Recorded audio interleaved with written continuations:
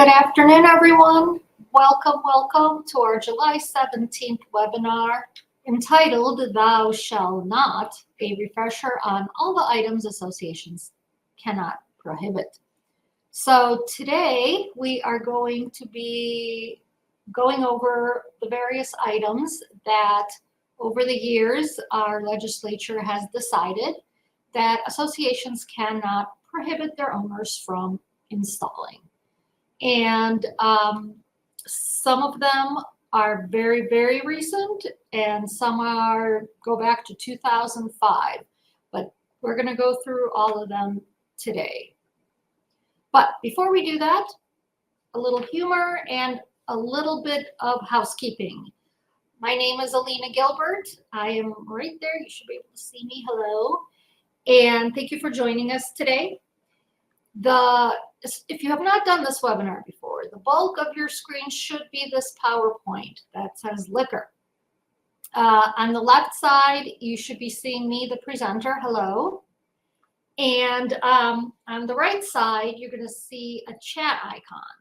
So please click on that as you come up with questions if you have any. I'm saving all of them until the end. Because we have a lot of material to get through today, and I just want to make sure we have time to get through it and get you out of here by 1. So please type it in, and I'll get through as many questions as I can at the end of the webinar. If you're having any audio or video problems while we're going through this, there is a little button at the bottom that asks you audio or video problems. Click on that. And it typically runs you through a few things that hopefully addresses the problem. You will be receiving one CMCA certificate for this. It's automatically generated. It will get emailed to you within the next day or two. So you should have it by Friday. If you don't see it, please reach out. Please email us at education@altitude.law. Okay, and we'll make sure that another one is sent out. Sometimes they get stuck in spam filters. As a reminder, this presentation is being recorded. It will be up on our YouTube channel, and anyone can watch it at any time. You just won't be able to get credit for it if you watch it on the recorded version.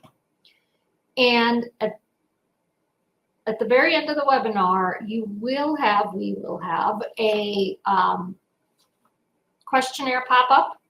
It'll be a survey. It'll ask you what you thought about the class, what you liked, what you didn't like, whether you liked me or didn't like me. Please fill it out if you have time. It really, we base a lot of our presentations on the feedback we get from you. So please, if you have a minute, we would really very much appreciate it if you could fill it out. Okay, I'm going to talk a little fast because I want to make sure we get through everything. Let's talk about the general first. So as you know, our declarations, also known as the covenants, the CC&Rs, the decks, whatever we want to call it, they contain restrictions that owners are required to follow, right?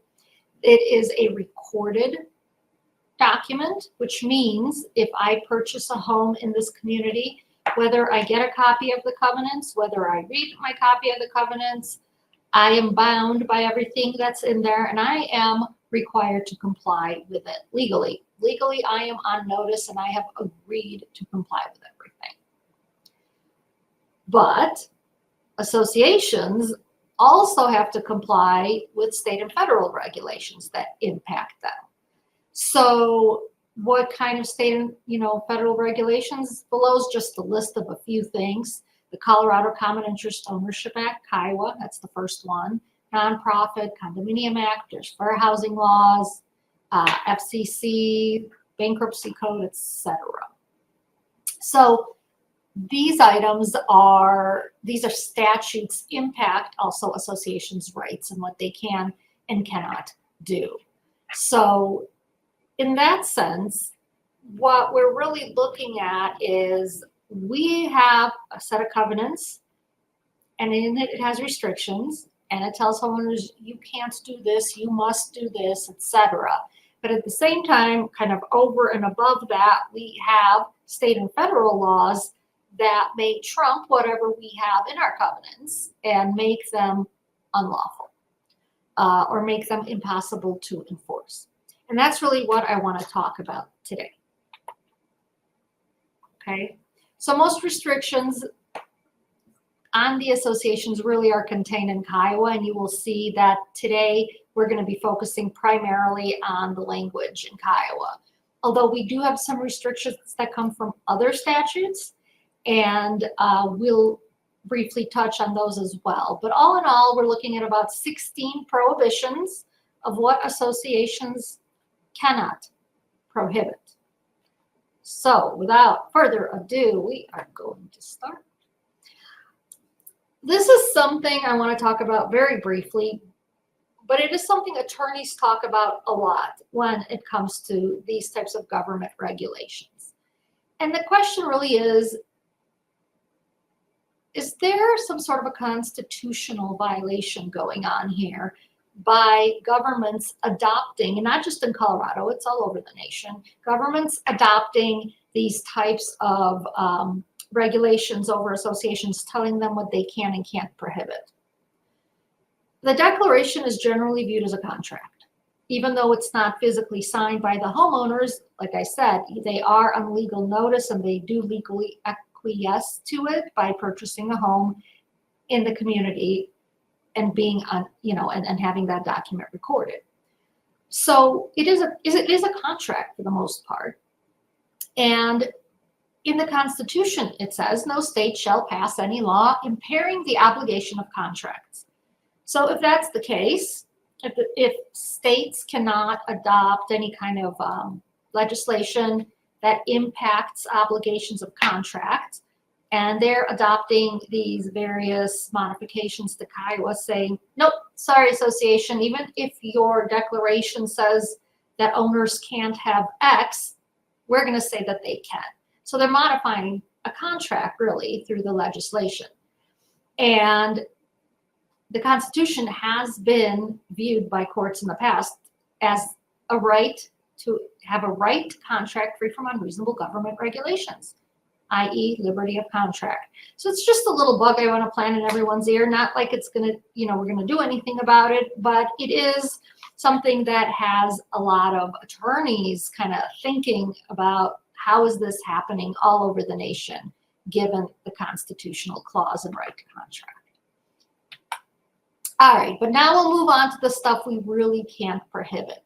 So I'll go ahead and get started. As you can see, we are looking at section 106.5 of Kiowa. Not that you care, but if you wanted to look it up, that's where you would look. And the first thing we're going to talk about is flags and signs. So if you've been around the block for a while with, HOA, you know that at first we had no regulations concerning signs. Then we had regulations that protected political signs. And then we moved beyond that, and now we have legislation, or we have regulations that basically say, HOA, you cannot regulate any signs based on their content. So we don't get to say, political signs are protected. They're not. They're just like any other sign. There's no more specific protections for political signs. What there is this law that says we have to allow at least one sign and one flag per property. And we don't get to tell owners what that sign or what that flag has on it, what kind of message it carries. The only exception to that is that we can regulate commercial signage. So for example, if I just had, my lawn aerated and the contractor puts up a sign in my yard that says, just this contractor, their business, that's something that associations could say, no, you have to take it down, because that's commercial language. But short of that, there's really not a whole lot we can do. So if we find signage or messaging on a flag to be offensive, if we find it to be inappropriate, it doesn't matter. We don't get to dictate what goes on that signage. And if you have homeowners complaining to you because of that, my neighbor has a, fill in the blank sign, there's nothing we can do about it, and the homeowners need to understand that. So What we can do is we can regulate how many signs and flags. So we have to, like I said, at least one of each, but we can stop it there. We can regulate the size of both flags and signs. We can sort of regulate where they go. So we have to allow signage on the owner's property. So if it's a single family home, obviously we have to allow it on their yard, things like that. And if it's a condominium, we have to allow it in their window. That's the only place we have to allow it for a condominium. A flag is a little different. A flag in a condominium, we have to allow it in the window and or on the balcony if they have one. So even though it's a limited common element, we still have to allow a flag there. We have to allow a mast, one mast. We can regulate the size of that mast, how tall it is, but we have to allow one. So generally, we can have rules that have nothing to do with the content. We can say, for example, you must have a professionally manufactured sign if you're going to put one up. It can't have any flashing lights. It can't be lit at night, you know, things like that. So that's something we can do. Be careful with this. I've had associations try to add to rules, you know, protections for the U.S. flag, which we had before, but we don't now. So you don't get to have regulations for the U.S. flag. You can't say the U.S. flag must be flown in accordance with a federal flag code, because now we are basing our regulations on what is in the flag. It's the U.S. flag. It only applies to the U.S. flag. So no, we can't do that anymore. So you're not going to be able to have those individual rules.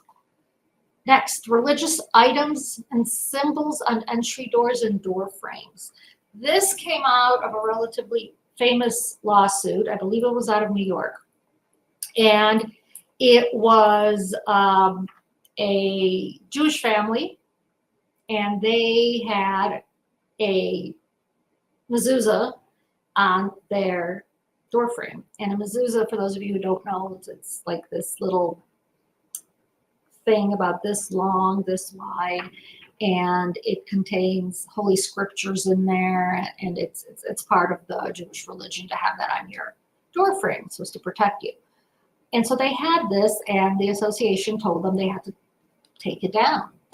Well, the problem with that was that other owners had decorations on their doors, and they weren't told to take that down. It was just this one family because it was a mezuzah.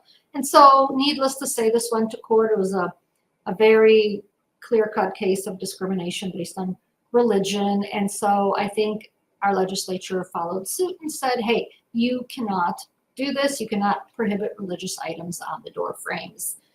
There are, you know, some exceptions. We can certainly, you know, adopt rules governing health and safety. I'm not sure how that really plays into this. We can adopt rules like to make sure that you could still open and close the door, you know, things like that. And we can require it be removed if the association's performing maintenance on that portion. But generally, we cannot prohibit that. All right. Emergency service vehicles. This goes back to 2005 with our lovely, lovely Senate Bill 100, for those of you who remember. So that was one of the things that, you know, our original clump, is what I like to call it, of legislation that kind of set the path forward of what was to come was Senate Bill 100 in 2005. And so one of the things it did is it said, associations, you cannot prohibit emergency service vehicles from parking in the community if, you know, people need them for their jobs. Well, it was interesting because they didn't define what an emergency service vehicle was at the time. And people had all sorts of creative ideas about what was going to be an emergency service vehicle. We had people like the cable guy saying cable is an emergency. Every person should have cable in their home. You know, something from that ridiculous to the person who delivers, you know, oxygen to sick people saying, I'm an emergency service vehicle. And so the following year in 2006, we had a Senate Bill 89, which was a cleanup bill. And so one of the things it did is it further clarified this emergency service vehicle protection. And it said that an emergency service vehicle is exactly what you would think it is. It's law enforcement, it's a fire department, police, ambulance. But the caveat is this vehicle cannot exceed 10,000 pounds. So what are we really talking about when it comes to emergency service vehicles? I mean, a fire truck is obviously more than 10,000 pounds. An ambulance is more than 10,000 pounds. We are really talking about police cars, like fire marshal pickup trucks, things like that, things that are normal in size. And so there's not a whole lot of room, for this to be an issue, because again, they're regular sized vehicles that must be allowed if they are required for the person to keep as part of their job. Now, I don't know why anyone would care if there's a police car parked in your community. I would think it's a good thing. I would think it, maybe a little more safe to have that in the community, but I don't know. All right. A few more things. This is relatively new, public right-of-ways. So this came out a few years ago, and people were very upset about it. But I'm not sure why, because basically what it said was associations, you cannot control what people do on public right-of-ways. You can't have your private rules imposed on public right-of-ways. Basically what it says, the way it really reads is associations shall not require right-of-ways to be used in a certain manner. Okay. Now, I get it. This causes some confusion because a right-of-way is more than just a street. Because a lot of times public right-of-ways, it includes the tree lawns between, the sidewalk and the street that the homeowner maintains. It could include that. And to say that we as the association have no right to regulate that or to have any rules governing that is kind of a pain in the butt, because we want homeowners to maintain their property. So what if that area of the tree lawn, the grass is dead? Does that mean we can't do anything about it? Probably not. The other thing that it makes difficult is trash. I left my garbage can out on the street for 5 days, but it's a public street. So you, HOA, don't get to say anything about that because you can't regulate what I put in the public right away. So those are the things that we are running up against. However, in the past, it has always been this firm's position, at least, that streets that run through communities that are public are not part of the community. They're not described in the declaration. They're not part of the legal description of the association property, which means they may run through the community, but they are not part of the community, and we shouldn't be regulating them. Of course, now this is pretty much what we have written in the statute. Tree and shrub removal. All right, so this is something also that came out of Senate Bill 100 back in 2005. This is really only applies to communities where the removal is for fire mitigation purposes. So it's not going to apply, to the Denver metro area for the most part. We don't have like that much vegetation. It's going to apply, like to the foothills, the mountain communities where there's a lot more vegetation. And what this says is if an owner wants to remove vegetation from around their property and pursuant to a formal fire mitigation plan, then the association can't say no. So how do you know if it's a formal, fire mitigation plan? Well, it needs to be prepared by the Colorado Forest Service or another company that is certified by their local government to prepare these types of things. Fire chief, fire marshal, fire protection district. So those are the entities that can Those are the entities that can prepare these plans. And if an owner has it and they want to remove it around their home, so remember, this isn't a condominium. This has to be property that the homeowner actually owns. And if they want to do that in accordance with a plan like that, then we have to allow it. Next, reasonable modifications to units, common elements to accommodate a disability. So, these disability issues, we could teach a whole, 2-hour class on that alone. So obviously I'm just barely going to touch this, but to the extent that you have a resident in your community with a disability, okay, and they request some sort of physical change to the property so that they can equally use it as people who are not disabled, we have to allow it, okay?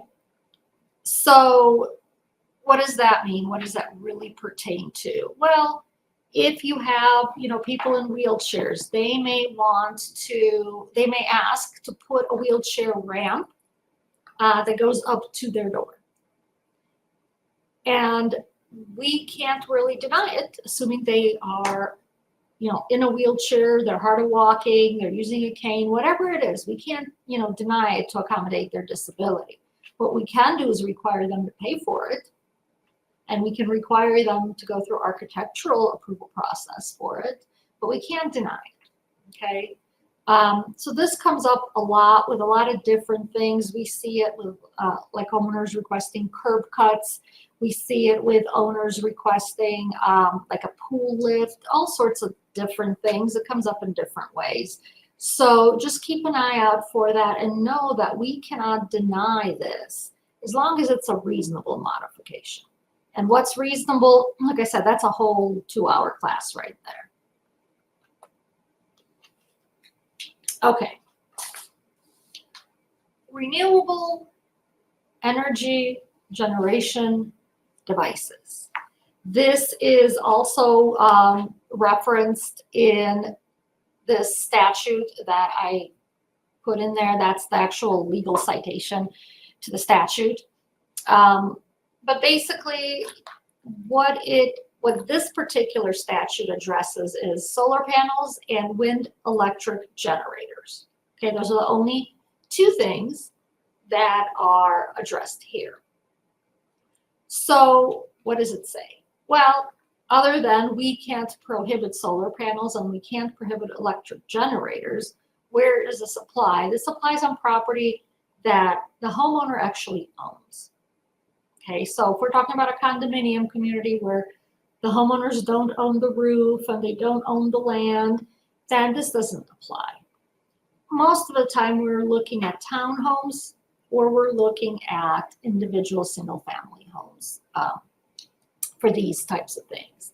So what we can do is we can adopt rules governing aesthetics, placement, size, up to a point, because our rules cannot increase the cost by more than 10%, and we cannot decrease the efficiency by more than 10%.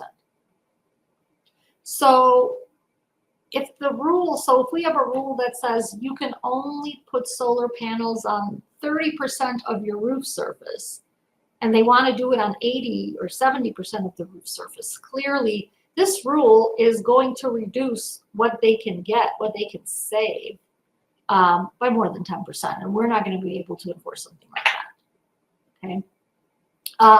Kind of the other thing with the solar panels is there were some changes to that law a few years ago, and it now has a 60-day response requirement that basically if associations, once you receive everything, if you don't respond within 60 days, then it's deemed approved. If you respond and you deny it, then you got to provide all sorts of documentation that clearly establishes why we have denied it. So in essence, it makes it very, very difficult for associations to deny these, to truly regulate them. Let's talk about xeriscape.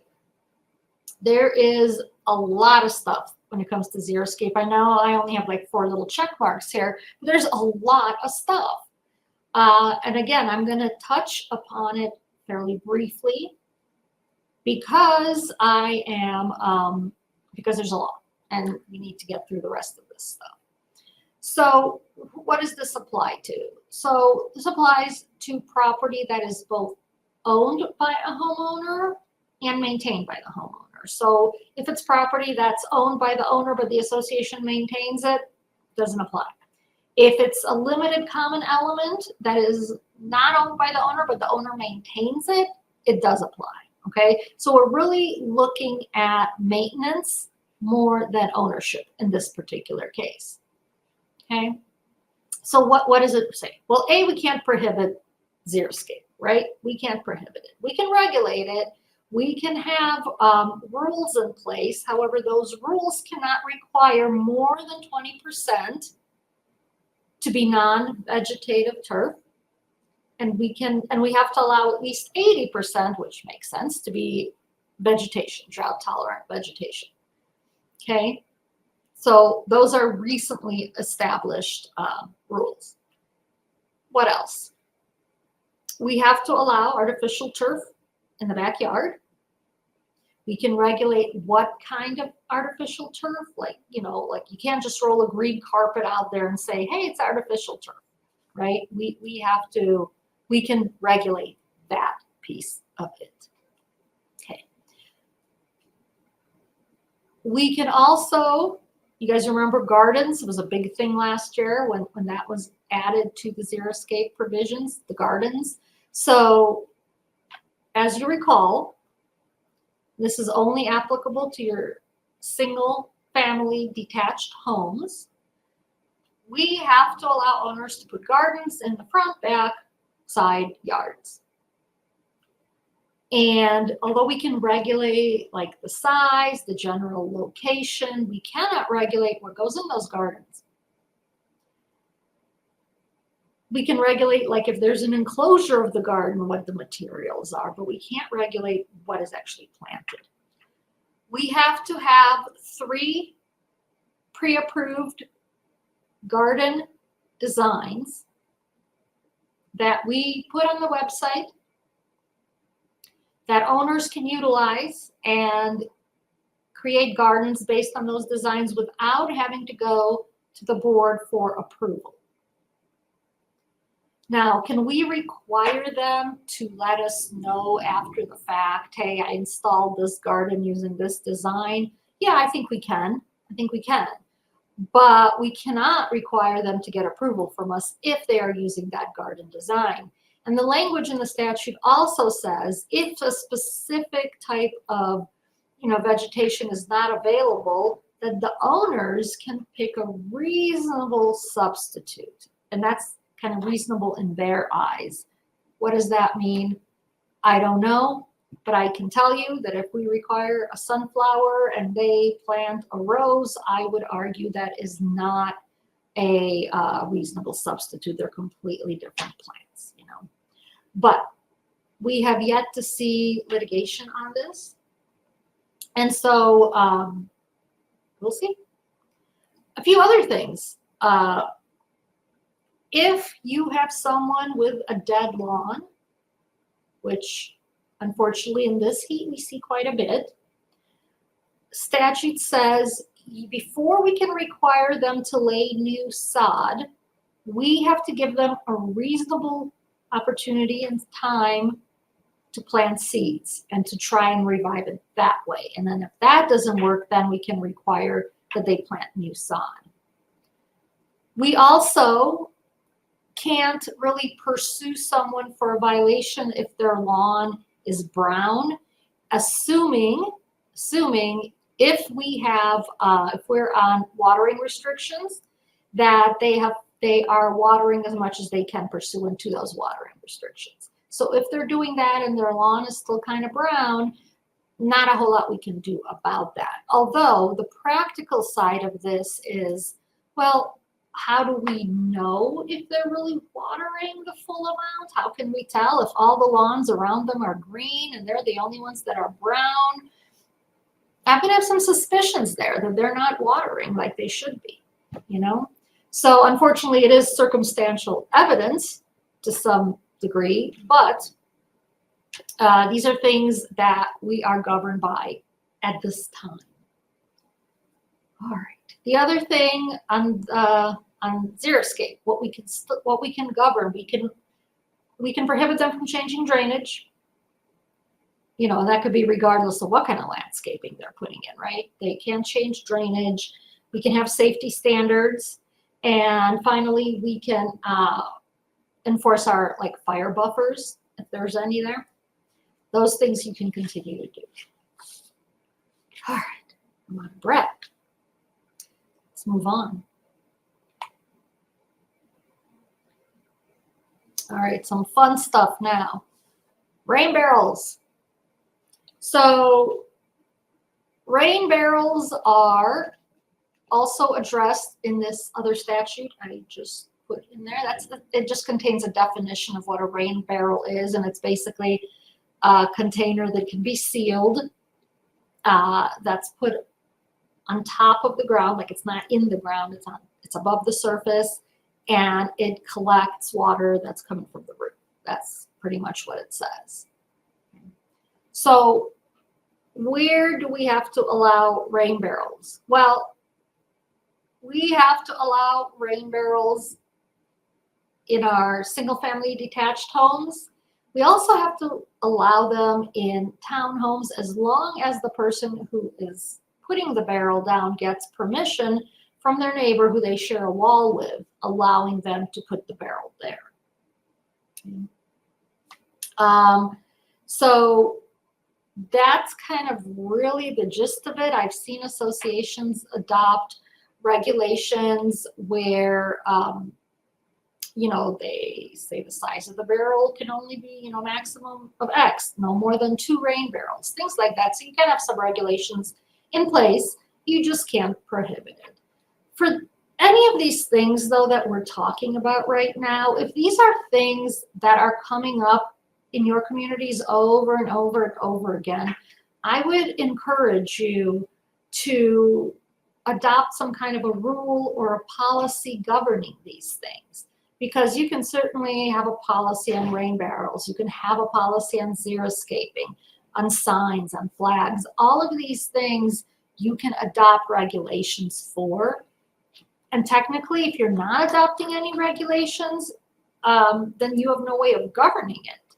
So what are you going to base, you know, your denial on? What are you going to base a violation on? If someone puts 50 signs in their yard and you don't have anything that says only 1 sign per yard, you can't go and say you have to remove 49 of the signs because you don't have anything that limits it. So these are important things to think about. And if you're having any kind of issues with these prohibited items or any other items for that matter, you're better off having some sort of written reference to it, whether it be a rule or a policy or whatever you want it to be. It's good to have it in writing. All right, moving on. Flammable roofing materials. This also goes back to 2005, and it specifically calls out cedar shake shingles, but it also says any other flammable roofing material. And I'll tell you the history of this one. So, you know, back in the day, remember, this is from 2005. So back then, we had a lot of older communities and they had a lot of wood shake shingles. And as we know now, those are flammable and they are a bigger risk to the home than the composite shingles that are being used these days. And so what was happening was homeowners in these older communities were wanting to replace their wood shake shingles with a composite material because their insurance was starting to increase. And that was one of the reasons is, hey, you know, you're more likely to have a fire and have it spread because you have these flammable roofing materials. And the associations were saying, no, we're not going to let you do that because then it's not consistent. And now we've got different roofs on all the buildings and it looks ugly and, you know, whatever the reasons were. So the government said, hold on, you can't do that. You cannot require flammable roofing materials. You have to give them an alternative. Now you can tell them what that alternative is, but you can't make them use flammable materials. And so that's really where that comes from. It's not as big of an issue today as we have more and more modern homes being built, but this is kind of where it stems from. Use of home for childcare. This is recent, fairly recent. And again, it also references another statute that really talks about, childcare facilities and things like that. But the essence of this is you cannot prohibit someone in a community from running like a child care out of their home. You can govern the noise, you can govern the parking, but short of that, you really can't, do much. They do have to be licensed, so you can certainly turn them in to the local municipality if you feel that they're not licensed or you want to check if they're licensed. That's something you could do. And we can add requirements for them to obtain additional liability insurance just because of the increase in risk due to the child care. We can do those things. And obviously you can enforce your aesthetic restrictions. So if we've got 20 zillion cars parked and it's a private street, and we can regulate how many cars are parked, we can continue to enforce those things, and we continue to enforce our architectural requirements. You just can't say no childcare out of the home. Oh, one interesting thing about this one is it does not apply to communities that are 55 and over.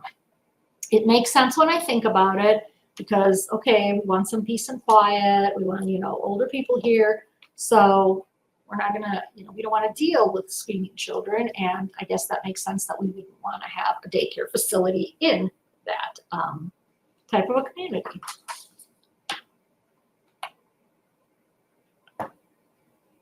Energy efficiency measures.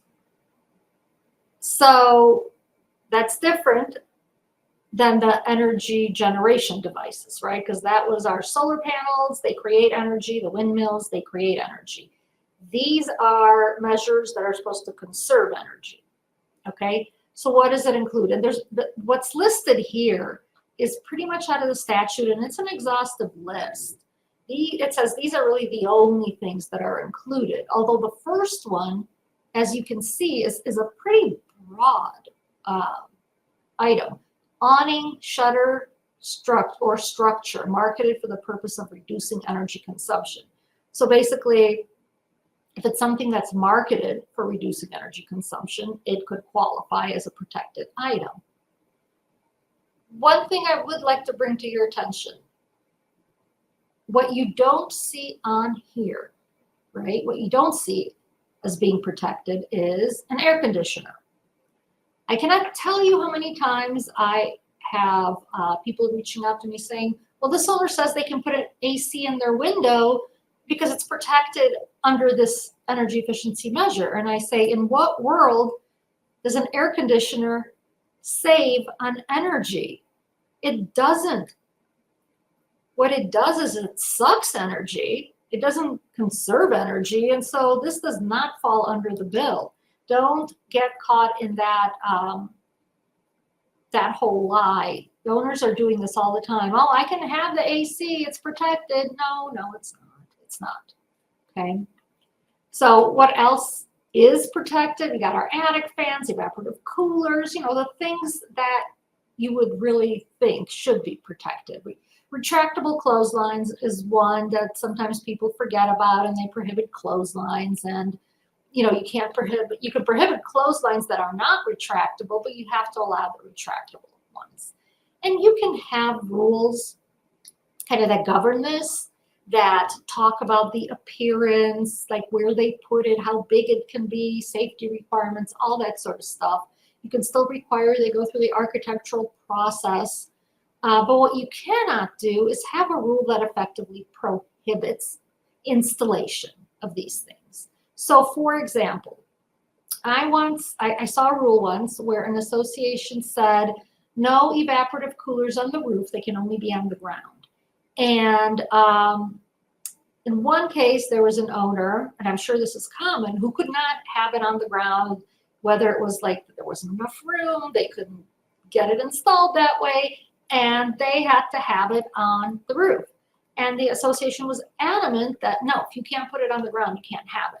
Well, in essence, that was really a way for them to prohibit that person from having a cooler, and they needed to lay off on that one, and they need to allow it because they were effectively prohibiting it. So again, we can have rules, but be careful with our rules because you just don't want to be in a position of having to defend yourself in court where the judge says, so why didn't you let them have this? Why didn't you let them have this even though it's a protected item? We don't want to be there.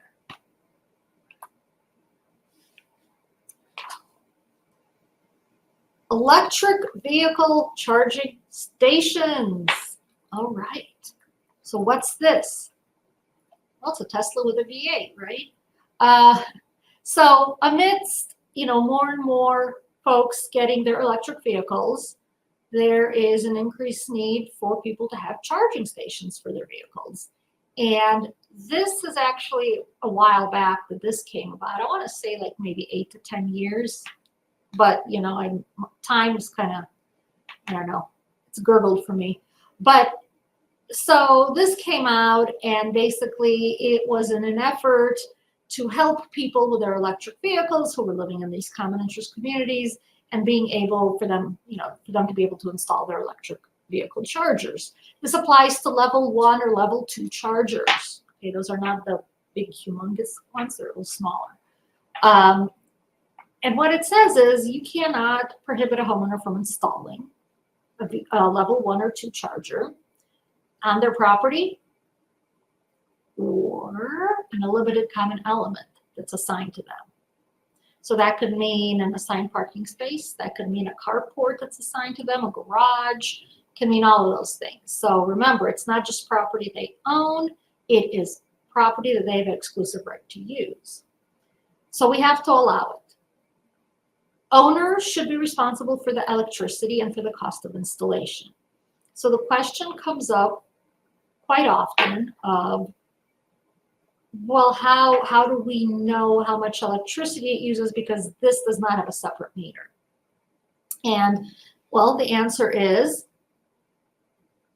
well, we would have to come up with some sort of a bulk dollar amount that we would charge back to that owner every month if we have no way of knowing specifically how much it uses. Now we have to have a way of determining this bulk amount that is reasonable. And so what some associations have done that I've heard is, they look at the electric bill before the charger was installed, then they look at a couple of months after it was installed, they try to figure out what the increase is and kind of come up with a number that way. Obviously, it's not going to be exact, but I think sometimes that's the best we can do. So you can definitely come up with a number. And so therefore, if the owner does not have a separate meter to measure the electricity usage on their charger, we'll come up with some sort of a number and then we will do it. We will charge it back to them.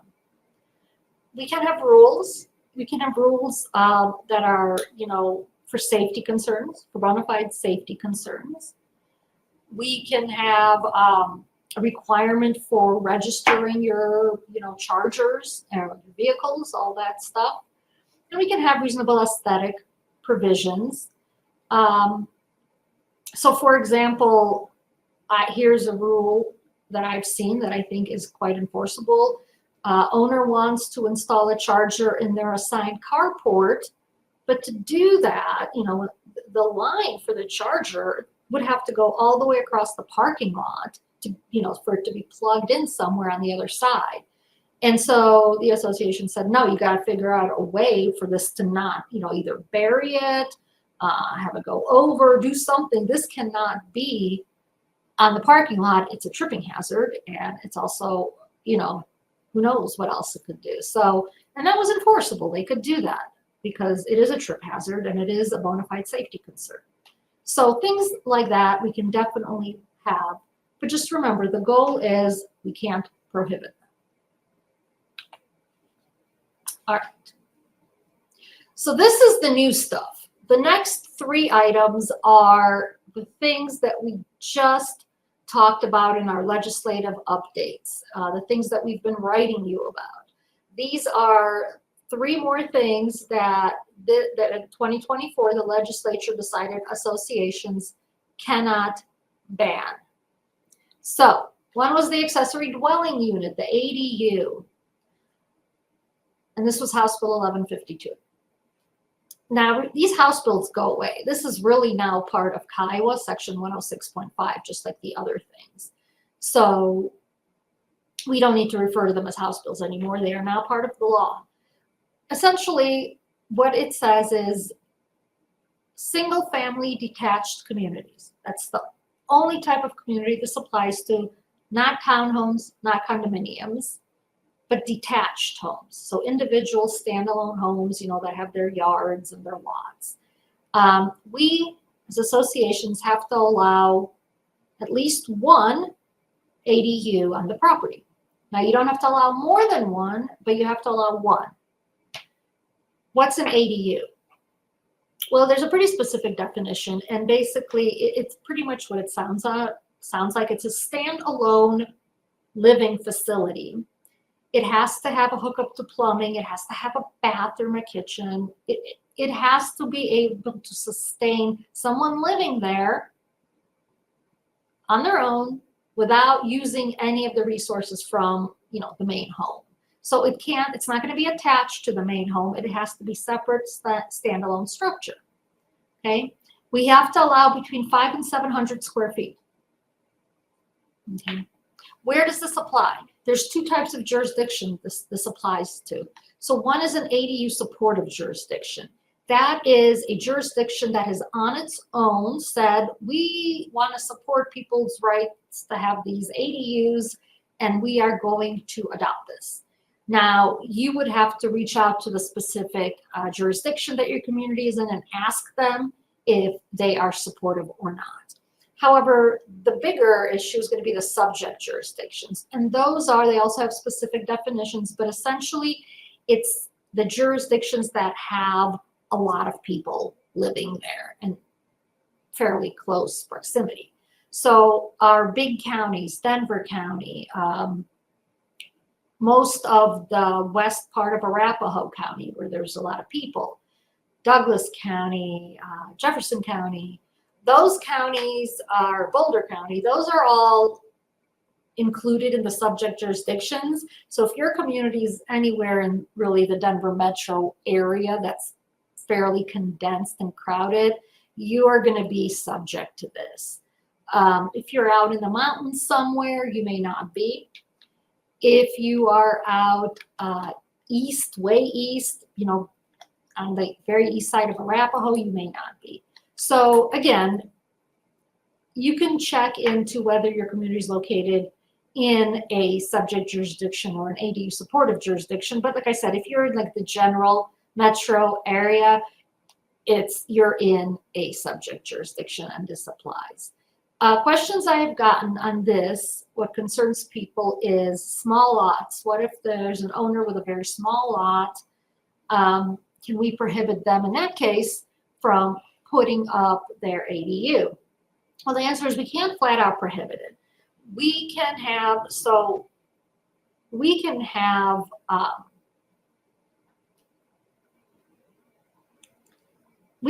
a line like within which we say no building, but it can't be really more than 5.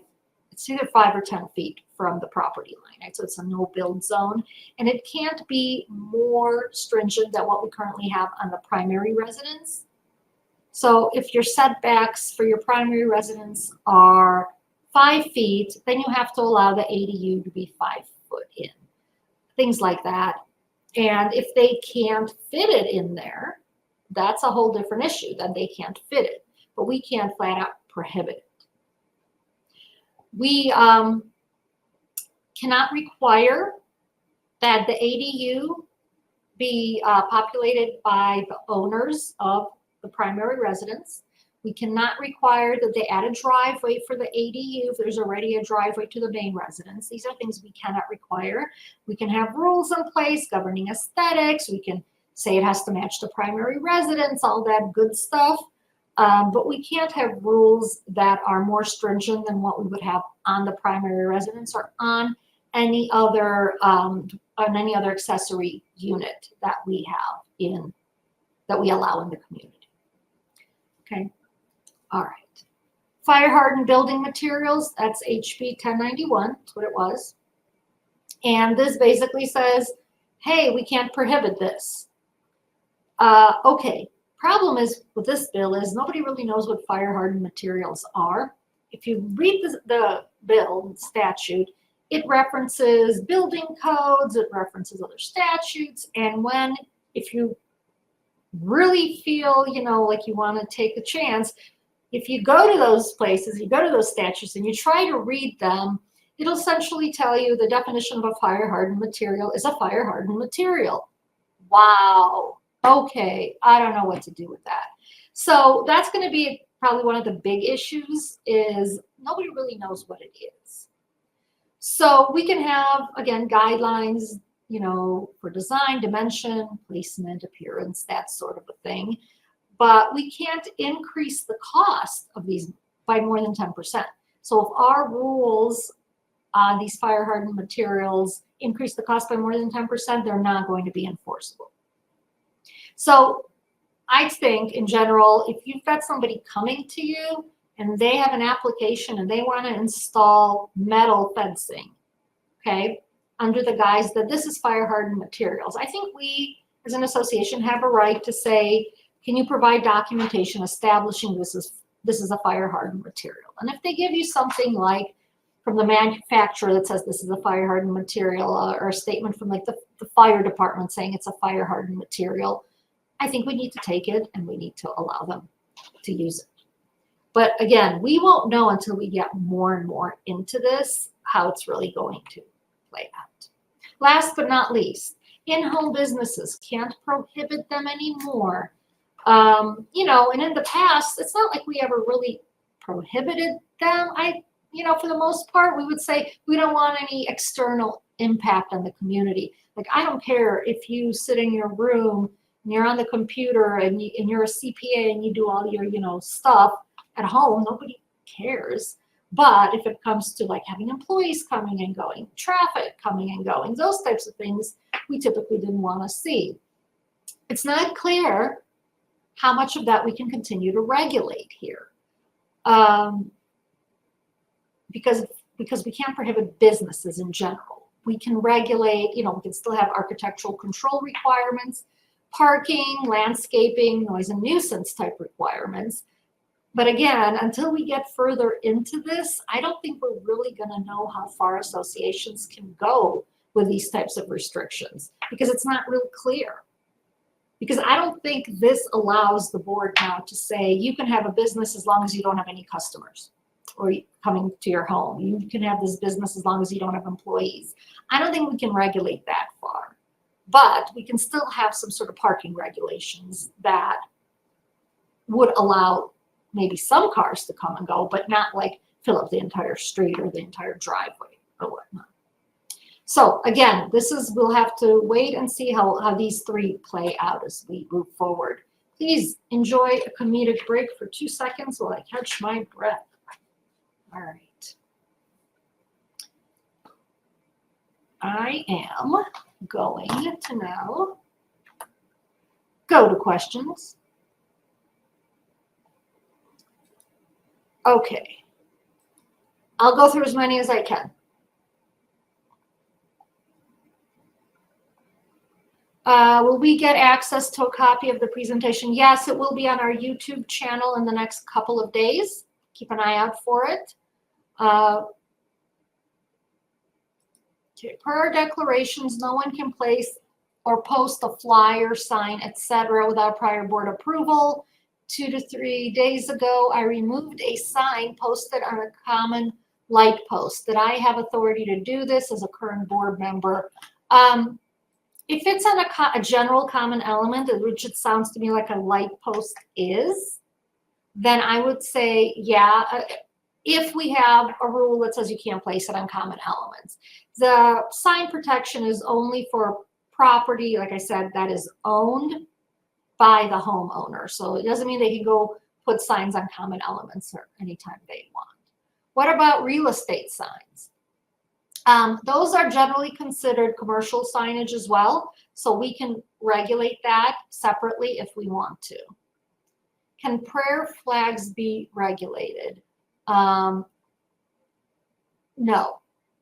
I mean, you can say, i.e., does one string of prayer flags count as one flag? Can we limit the strand? Okay, so maybe I'm just not familiar with what a prayer flag looks like, but I mean, you can limit the size of the flag and say that there's only one. So if you have a whole bunch of smaller flags out there, you can have them taken down. And you can say only one is, you know, up to this size. Please be clear that public right-of-way does not apply to HOAs that own and maintain their own streets. Correct, that is very true. It does not. That's why it's called a public right-of-way. It's a public street. Anything that's privately owned by the association is not regulated by this. Any input on a chuppah being built? Well, okay, so for those of you who don't know what a chuppah is, it is like a canopy, really, like 4 poles and material over it. I think that's different. That's obviously not something that's going on their door frame. It's big. It's a big structure, and I think that will be subject to whatever rules associations have with respect to improvements and decorative items and what is allowed and size limitations. So there's no specific protections for chuppahs, but there's no specific, you know, protections for big crosses or big Buddha figurines or anything like that. So,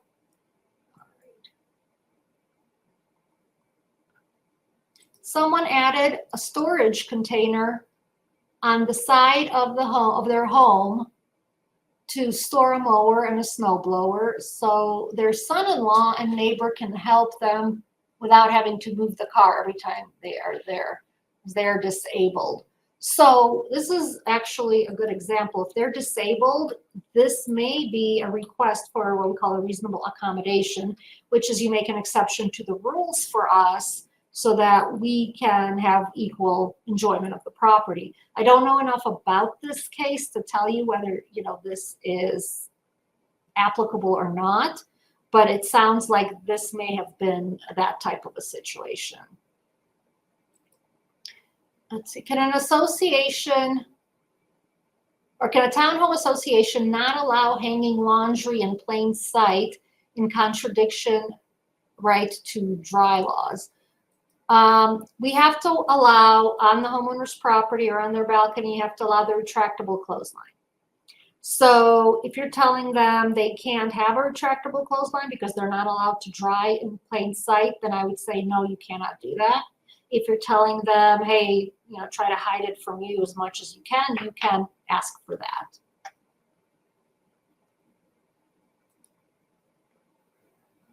If a desired use by a homeowner in a single family neighborhood is not one of the items the government says an association cannot prohibit and the use is not expressly prohibited by the HOA, does that make necessary for the HOA to approve it? What factors should be used to determine if it's appropriate? You know what, so this is a big question. It's going to depend on a lot of different things. It's going to depend on the way the declaration is written, even though it may not mention this particular thing. It's going to depend on what your current rules say. So unfortunately, that's not one I can answer on this call today. And you know what? I'm going to do one last one. And I apologize, we're going to be out of time. Energy efficiency measures. What about the use of reflective coating on inside of windows? What about high UV reduced window screen materials? I would tell you, if they can show that that is marketed for the purpose of conserving energy, you should consider it. Okay. Now, you don't have to allow tinfoil on windows, but if they're coming to you and they have a, specific marketing material and that's what it says, I think you can still prohibit it because it's not a structure. And if you look at the language, it says it has to be like a structure or an improvement. So I think there's ways to get around it, but ultimately I would say best practice might be to just allow it unless it's very offensive. And I don't know how that would be. I apologize that we have to go. If I did not get to your question, as always, my email's up here. Email me. I'll try to get to it. Usually takes me a few days or so, but I will try to get you a response. So please feel free to reach out. And I really appreciate you all hanging in there today. And we'll see you next time. Thanks, everyone. Bye-bye.